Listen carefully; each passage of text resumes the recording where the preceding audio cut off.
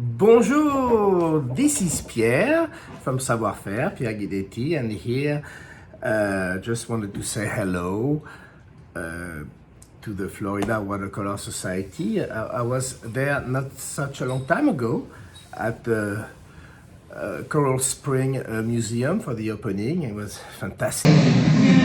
It has become the biggest watercolor convention. We used to go every year. There's a trade show, and it's magical.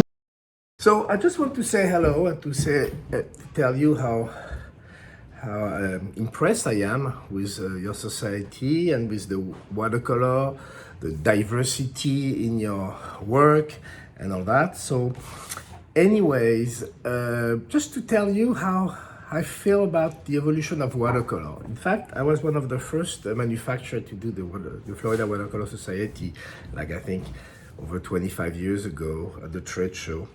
And it's interesting how watercolors have evolved. So, first of all, historically, I just want to give you just a very, very quick timeline. The watercolor, as we call it, because water media existed from the Renaissance and all that long time ago, but the name watercolor really started actually in England with like Turner, Cotman, Reeve, who created that transparent watercolor. In France, we had more the gouache.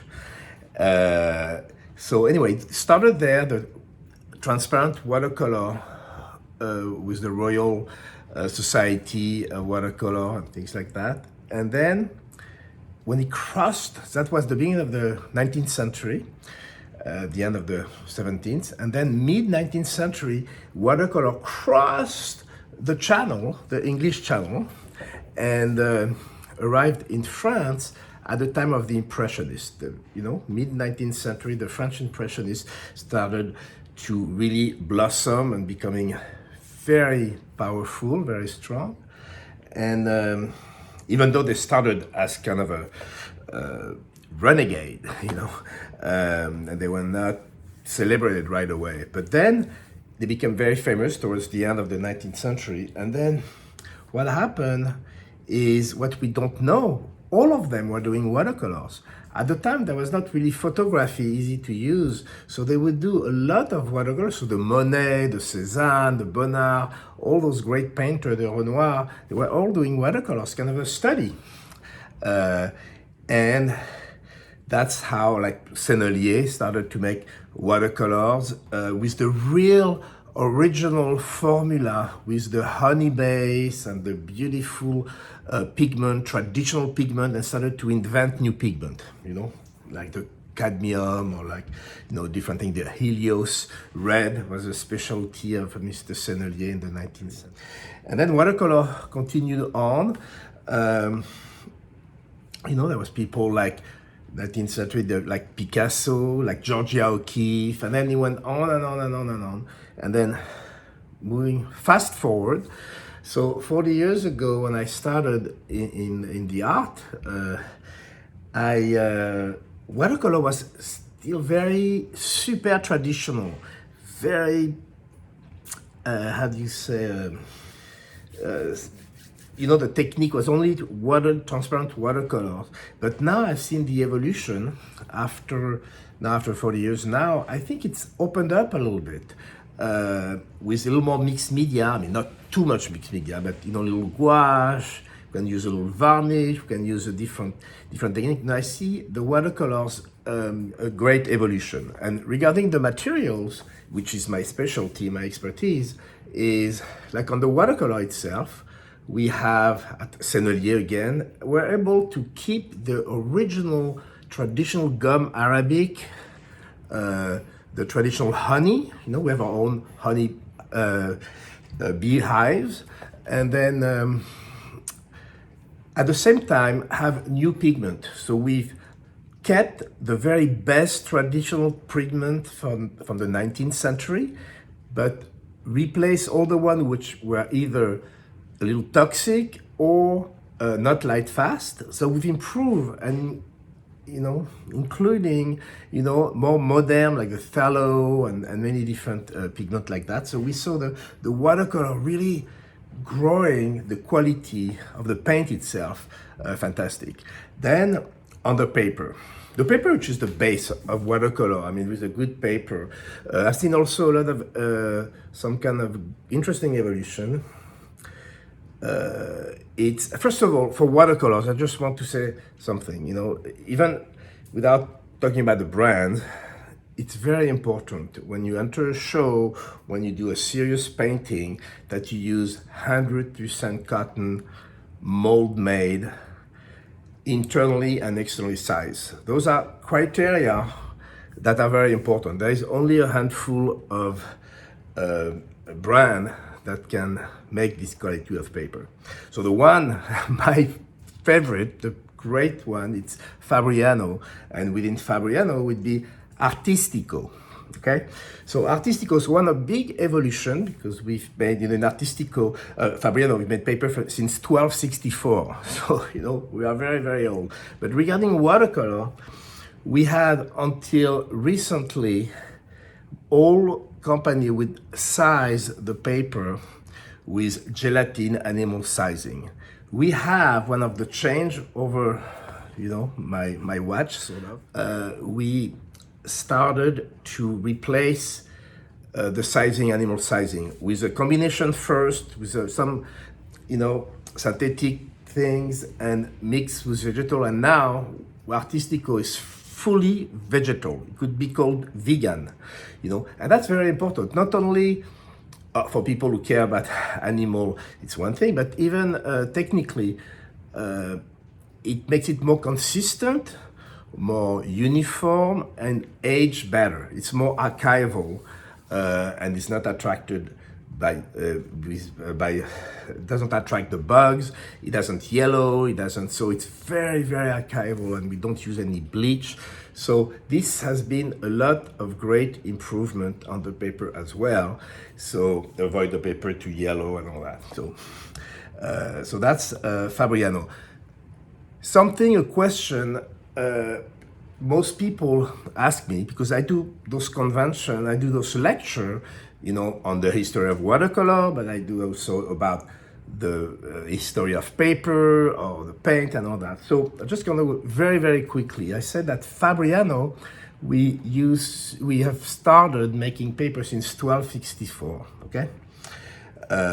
So we have a lot of experience, 100% rag at the time, now it's cotton. So now I want to explain a little bit the different papers. So in Artistico, first of all, that's my recommendation for you. Then you can go either 300 GSM, 300 grams, we call it in America 140 pound, and then or the 640 GSM, gram per square meter, or 300 pound.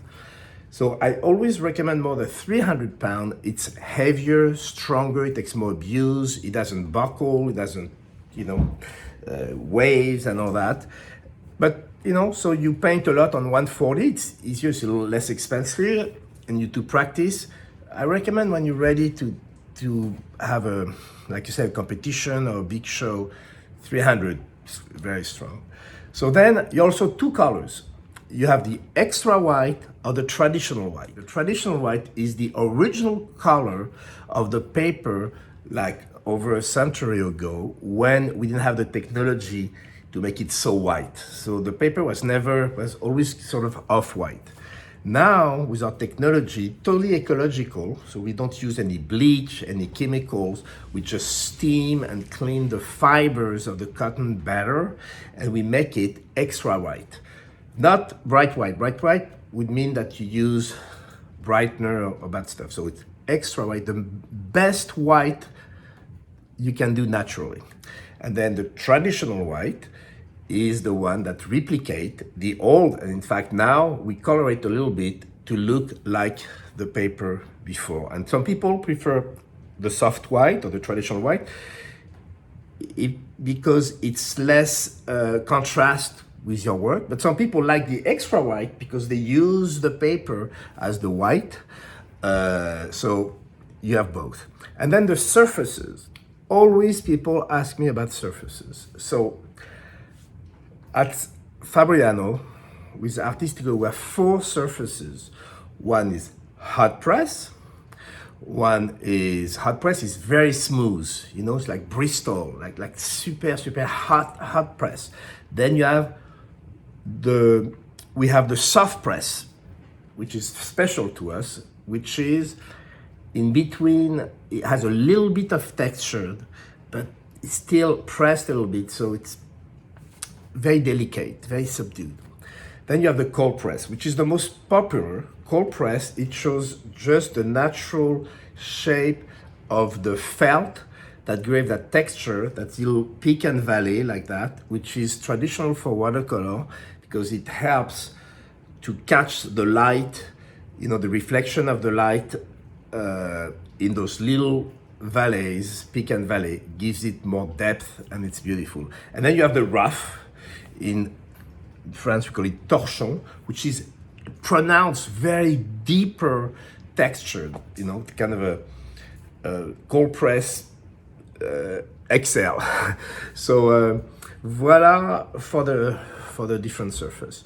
There was also evolution during my tenure of the brushes. We have at Raphael or Isabelle always have been the best of the natural hair, the Kolinsky, the scroll, beautiful.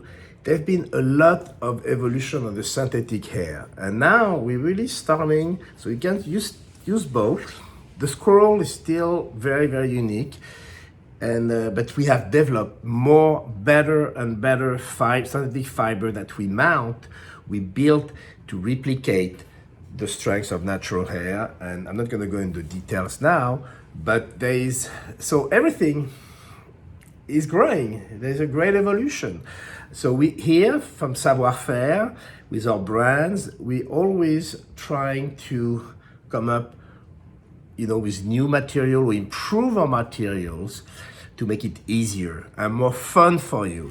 So thank you very much. It was a little short, but I hope next time we'll be able to do it live. All right? Thank you and go paint! Woo! Bravo!